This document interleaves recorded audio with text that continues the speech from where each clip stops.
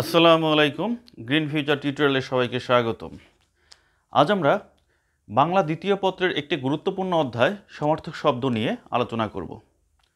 আজ আমরা সমার্থক শব্দের কিছু গুরুত্বপূর্ণ সব সমার্থক শব্দ যেগুলো প্রতি বছরই বিভিন্ন পরীক্ষায় এসে থাকে, বিশেষ করে এসএসসি পরীক্ষার্থীদের জন্য এই শব্দগুলো খুবই ইম্পর্টেন্ট। এরকম কিছু শব্দ আমরা নির্বাচন করে, পরীক্ষা আসার মতো কিছু শব্দ নির্বাচন করে আজ আমরা তোমাদের সামনে আলোচনা করব।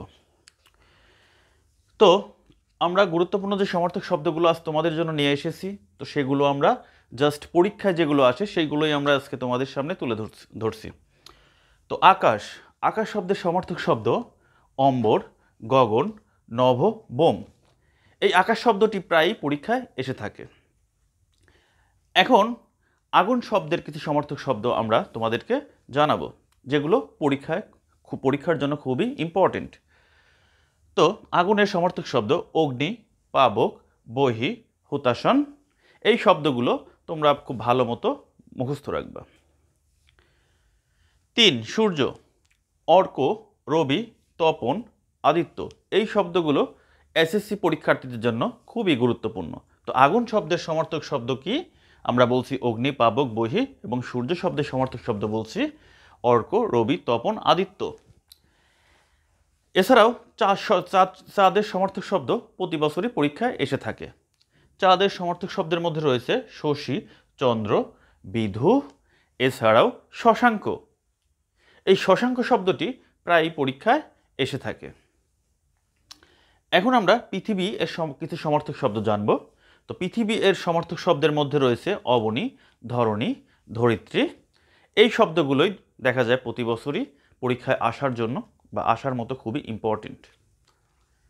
চোখ, চোখের সমার্থক শব্দ চক্ষু, নয়ন, লোচন। এই শব্দগুলো পরীক্ষার জন্য খুবই গুরুত্বপূর্ণ। চুল এর সমার্থক শব্দ অলোক, চিকুর, করবী, কেশ। নদী, এই নদী শব্দের সমার্থক শব্দের মধ্যে রয়েছে এই তটিনী। তটিনী দেখা যায় প্রায়ই পরীক্ষায় এসে থাকে।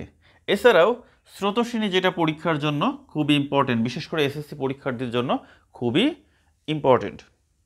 সমুদ্র, সমুদ্র এর সমার্থক শব্দের মধ্যে রয়েছে সাগর, সিন্ধু, জলধি। তবে এই সমুদ্র শব্দের সমার্থক শব্দের মধ্যে এই জলধি প্রায়শই পরীক্ষায় এসে থাকে।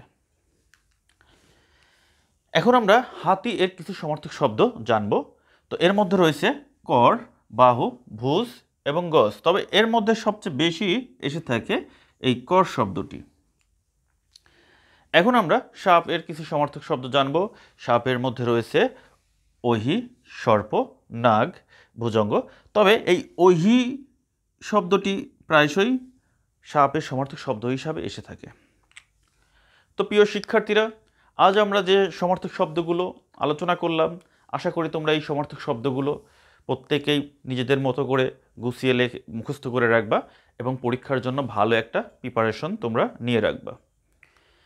তো এই শব্দগুলো আশা করি তোমরা খুবই গুরুত্ব সহকারে মুখস্থ রাখবা এবং এই শব্দ অবশ্যই যেন পরীক্ষায় আসলে তোমরা এখান থেকে 1 বা 2 মার্কস অবশ্যই অর্জন করতে পারো বা নিতে পারো। তো তোমরা এই শব্দগুলো মুখস্থ করে তোমাদের পরীক্ষার প্রস্তুতিকে ভালোভাবে গুছিয়ে রাখবা, পাশাপাশি তোমাদের পরীক্ষায় যেন ভালো রেজাল্ট করতে পারো তার সহায়ক ভূমিকা হিসাবে পালন করবে।